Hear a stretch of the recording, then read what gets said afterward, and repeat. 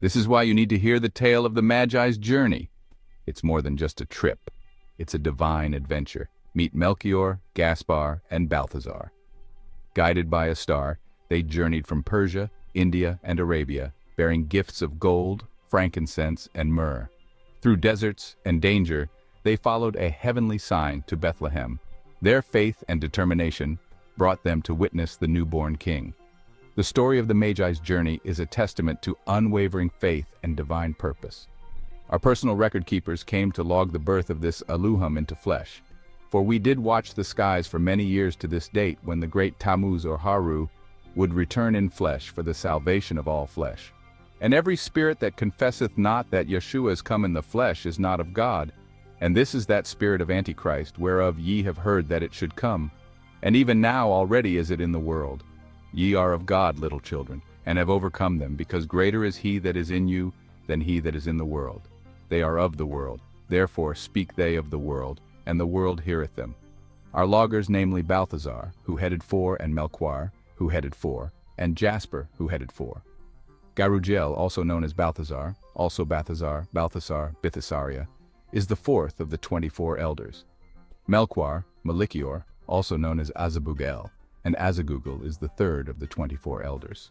Also, Kimual, also known as Jasper, otherwise known as Caspar, Gaspar, Caspar, and Caspar. Kimual is one of the 3 wise men and the 5th elder on the council of 24 elders mentioned of in Revelation chapter 4 verse 4. They all followed the craft that delivered this spark of light into this world. The 3 wise men, also known simply as the Magi or Magus. The Magi were a group of mystics known by many different names. Magi is where you get the word magic, magnetic, magician, and etc. These words later spawned words like alchemist, wizard, warlord, witch doctor, and sorcerer. A sorcerer is a person who claims or is believed to have magic powers. A wizard is connected with the wise men. They lived in communities set up all around the world. These Magi or wise men were linked together as one through the order of the Essenes. The Essenes were very strict, observing daily prayers, foretelling the future and being well learnt in the scriptures, logging the motion and movement of the stars. The Essenes were a Jewish religious order that followed communistic principles and ascetic rules. They were known for their piety, love of virtue, and love of humanity. This body became known as the Essenes. In contrast to the Pharisees and Sadducees, the Essenes were not a party, but a religious order, founded upon communistic principles and subject to ascetic rules of life. The Essenes followed the Levitical purity laws strictly and avoided contamination by the outside world. They saw the Jerusalem of their day governed by the Pharisees, the Sadducees, the Sanhedrin, and the false Cohen priest as children of wickedness.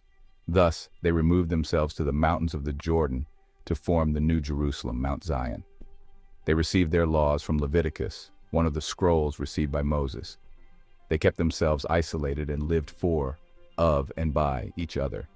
No one had individual property, and they all shared in the ownership rights. If one member visited another community, he or she was treated with utmost hospitality and concern. Their livelihood was sowing and planting. Some were herdsmen, beekeepers, writers, and healers. Some worked as handicrafts, writers and healers using roots and herbs. They raised the locust plant, which was a part of their diet. This is the same locust which John the Baptist ate in the wilderness with wild honey. Some people consider them to be pagan. The Essenes were ascetic and advocated a vegetarian diet. Some of the Essenes were astrologers. Their system of astrology has passed on from the ancient mystic order of Melchizedek, of which they were a branch of. They were to log the birth of an individual. This was called solar biology, for you would not only be what sign you were born under, but because your father was one sign and your mother another sign. The 33 1/3 chromosome that come through your father put his sign into you. And the 33 1/3 chromosome that come from your mother put her sign in you. Then the 33 1/3 that makes up the sign you were born under means that each person is born with 3 signs equally manifesting in their character.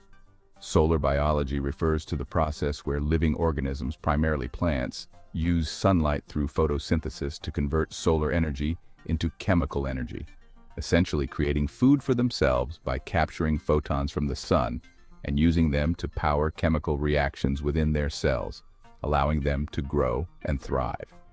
This is the foundation of most ecosystems on Earth. Keep in mind, as we break this down, humans are plants.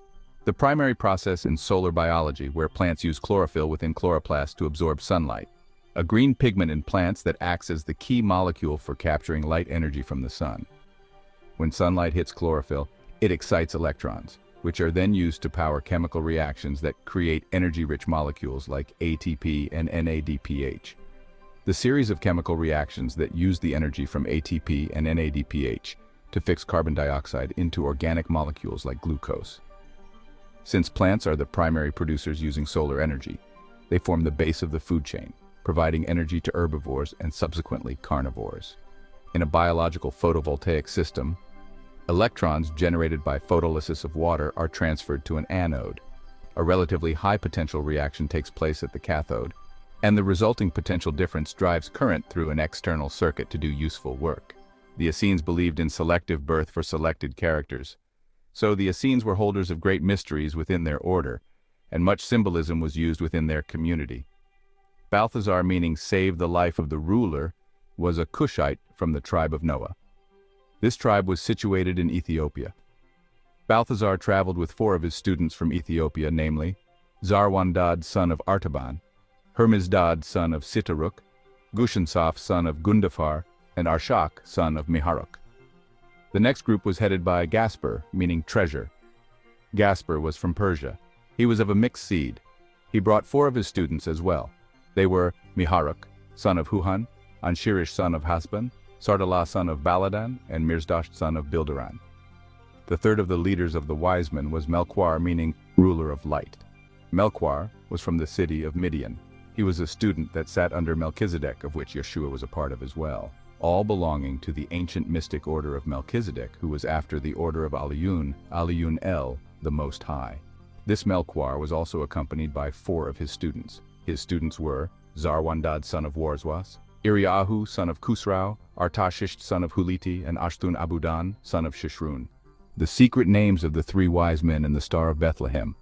A long time ago in the Northern Hemisphere, mainly what today we call Europe and Middle East, humans invented agriculture. A true revolution that guaranteed food for tribes and villages. A problem they quickly faced was knowing when to start working the land and planting the seeds. The wise people of the time already knew that the stars were a clock that never fails, so they took advantage of an important event to create a story that would last over time and be useful to future generations. Every year the sun god, the sun, starts to move south and the days get shorter and colder. But there comes a time when God dies and stops moving south for 3 days, resurrecting on the 4th day. In the east, the 3 wise men will follow the guiding star, which will tell them the exact location where God will be reborn. When this happens, you will have to start counting the days to prepare the land. In ancient European cultures, the 3 wise men was the name given to Orion's belt. At the winter solstice, around 11:30 p.m., the constellation of Orion is in the eastern sky, and closer to the horizon is Sirius. Sirius, being a very close star, shines brightly, and in ancient times had names such as the morning star or the guiding star. This is because if you draw an imaginary line from the Orion's belt down to the left all the way to the horizon, this line passes through Sirius, and where it finally meets the horizon, it is exactly where the sun will rise the next day.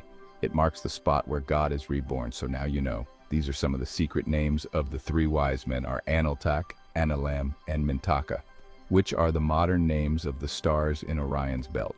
And the Star of Bethlehem, as mentioned before, it's called Sirius, and it's over 8.6 light years from Earth, which in astronomical distances is very, very near. Do the 3 wise men bring gifts? Of course they did. When the wise men were preparing for the birth of Yashua, they brought along gifts for him, which accorded the stature of his station. Balthazar brought gold, Gaspar brought frankincense, and Melchior brought myrrh, and she gave birth to him. Upon sighting the heavenly sign of Hut, the astrological house of Hebrews, Balthazar, his students and some travelers, as well as Gaspar, with his students, made their way to the city of Midian.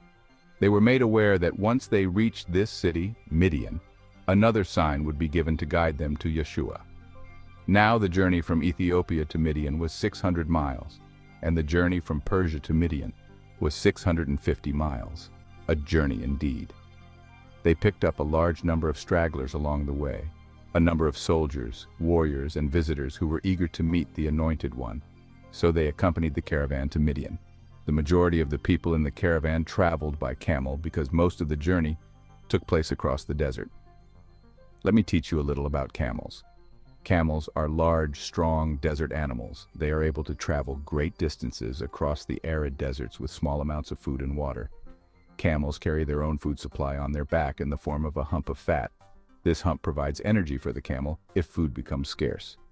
There are two chief kinds of camels: the Arabian camel and the Bactrian camel, which has two humps. A special kind of Arabian camel called the dromedary is raised for riding and racing. The dromedary is a swift, slightly built camel used for travel in parts of India, Arabia, and Africa. It sometimes grows up to 7 feet, 2 meters tall. The dromedary has only one hump. It can live on small amounts of food and water and requires only short periods of rest. The dromedary has a swinging trot and travels at a rate of about 9 miles, 100 kilometers in a day.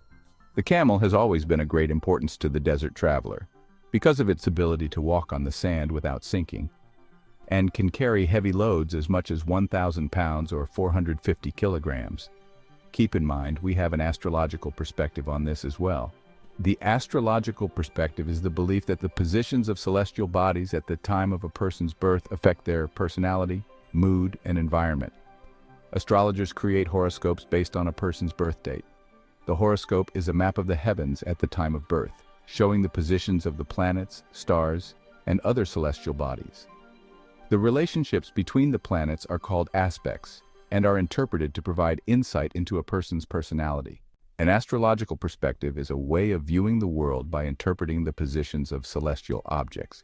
It's based on the idea that the movements of the stars and planets can help us understand ourselves and our place in the universe. From an astrological perspective, knowing when to plant meant food in abundance for our ancestors, something that is the best gift. But many, many years later, an organization that I do not want to mention took possession of the story for so many reasons that they do not fit on this page, and a few decades ago, the current religion, materialism, has taken over the story to make us consume more and more. The celestial mystery of the Star of Bethlehem. Previously, I explored how biblical stories might actually chart the motions of the stars. Let's take another look, focusing on the visit of the Magi, or wise men, as described in the Gospel of Matthew. According to Matthew 2:1-2, these wise men saw a star in the east and followed it to find the newborn Jesus. This raises a geographic puzzle. How did they travel west while following a star in the east? Well, if we consider the story as a celestial map rather than a terrestrial one, things start to make sense. The Magi could symbolize the 3 stars in Orion's belt. As they travel across the sky from east to west, they encounter Virgo, the Virgin, rising in the east. This matches perfectly with the story's description. Orion's belt stars are some of the most recognizable in the night sky. As they descend, Virgo rises, and the star marking her outstretched arm was often seen as a young child. So, the 3 kings follow a star in the east to find the divine child. This celestial interpretation solves the geographic problem and suggests these ancient texts were never meant to be literal history. Instead, they use the stars to convey deeper meanings and truths.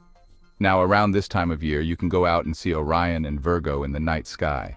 Gazing up at these constellations can bring a deeper understanding of the powerful knowledge these ancient stories were meant to convey. But the original story is beautiful and was very useful. During the winter solstice in the northern hemisphere, if it's not cloudy, remember to look east after 11 p.m., and you will see Orion's belt with the original name of the 3 kings, also known as the 3 sisters, in the sky. Lower left, you will see Sirius shining, the guiding star that will eventually become the Star of Bethlehem. Follow that imaginary line and you will see the place where God will be born the next day. According to the Gospel of Matthew, the Star of Bethlehem guided 3 Magi, or wise men, to Jerusalem over 2,000 years ago. After consulting with King Herrad of Judea, the men followed the star to Bethlehem, where they found the newborn baby Jesus. Recently, I heard an interesting story about the 3 stars that create the belt in the constellation of Orion: Alnitak, Alnilam, and Mintaka. As the 3 stars rise in the evening sky of December 24th, they were supposed to point to the dawn on the morning of the 25th, 3 days after the winter solstice, the shortest day of the year. Thus, in both pagan lore and Christmas stories, we have a rising sun, 3 days after a dying sun, that gives hope to the world that everything is going to be okay. We're going to have another growing season and harvest. More importantly, the three stars were sometimes known to the ancients as the Three Kings, part of the elusive and enigmatic Star of Bethlehem legend of the Christmas story. For some historians, these all seems to tie in with actual and therefore verifiable astronomical events. Let's see if they do. Upon the caravan's arrival in Midian, they met Melchior, who was watching the skies for the next sign. He was rewarded one shadow hour when, after the third planetary conjunction, all the heavenly host met together at one single point, creating what appeared to be a bright star. This was the sign that Yashua had been born. This star signaled as the birth of an Elah Mutajasid. This was also the star that appeared on Tuesday, June 26th, in the year 1945 AD at my birth. It also looked this way. It was at this sighting that the wise men knew to make their way to Jerusalem, which was approximately 525 miles away. Before I give you the details concerning the birth of Yashua, a Messiah, one must provide you with a little background on the events which surrounded this point in time. Herod the Great was the familiar name of a dynasty of princes who ruled from 55 BC to 93 AD, beginning with the patriarch Herod Antipater. This lineage of Edomians, classified as Edomites, were forced to accept Judaism, and they ruled principally in Judea. They were not readily accepted by the Judahites, and there were many uprisings against them by the Judahites. Herod the Great was given the total rulership of Palestine, which included Jerusalem, given to him by Julius Caesar, sole ruler of the Roman Empire. Was an ambitious, paranoid power seeker. He would stop at nothing to attain status and authority. He was informed of his future glory during his childhood by an Essenic seer, or a wise man named Mannheim. At the time, he found it hard to believe he would be ruling such a vast empire, since he was second son of Antipater. Mannheim also slapped Herod on the back and told him that from that moment on his future would change, that his life would be one of much happiness, but his characteristics would cause him much misery. When political fortune did favor Herod the Great, and he finally did become ruler, Herod the Great remembered the Essene seer and extended every consideration toward the order and its members. At this time, the Judahites were forced to take loyalty oaths to the Romans in return for the freedom to exercise their own religious practices. The Essenes were excused from taking the loyalty oath due to the outcome of the accuracy of the Essenic seer was strengthened and manifested at a later date when he consulted so-called astrologers as to the birth of a child who would be ruler. Herod had 10 wives and 46 children. Herod held no qualms about murdering anyone who threatened his position. In fact, when Herod conquered Jerusalem, he had 46 noblemen who supported their leaders. During his reign, he also had some of his relatives murdered because of rumors of treason and attempts against his life. His own children were included in the list of potential usurpers of his throne. So it was no great surprise that when Herod learned of the birth of the Messiah, he became obsessed with finding this threat to his throne. The way Herod learned of this birth was when a caravan reached his city during the time of taxation. Included in this caravan were the wise men, who proceeded to inquire as to the whereabouts of the child. The wise men were surprised that there was none to aid them, because no one knew to what ruler they were referring. The residents directed them to Herod, who was in the midst of directing the great census taken during this time. All residents of the territory of Palestine were ordered to return to the land of their birth, so they could be easily counted at the time of taxing. This included Mary, the mother of Yashua, and her husband Joseph, and their children James, also called Jacob, Simeon, Jude, Joses, who is Barnabas, Martha, Esther, and Salome, Joseph's children by Halsah, who were on their way back to the town of Bethlehem. The wise men inquired of Herod as to the whereabouts of the boy ruler, at which point he contacted the Essenic seers to find out more. Herod was informed that the Messiah could be found in Bethlehem. It was at this point that Herod sent the wise men to find the Messiah and said, "Seek diligently for the youth, and when you have found him, come and show me so that I too can show obedience to him." Herod offered homage by way of his mouth, though deceit was hidden in his heart. Herod was anxious to know the whereabouts of the child because he wanted to eliminate him and keep his station secure. This was why he pretended that he was interested in the child. The same star which had been their guide on the road appeared to them again. The wise men were exceedingly happy because the star moved on before them until they reached a cave. Remember, this was not a star at all. Rather, it was a gathering of all the heavenly hosts. It was a craft with the aluhum, traveling as a pillar of light, shining against the black sky as a star. Stars are too large to move across the skies, and shooting stars are without point of direction, let alone a navigator. Yes, this was indeed a craft, for this child was from above.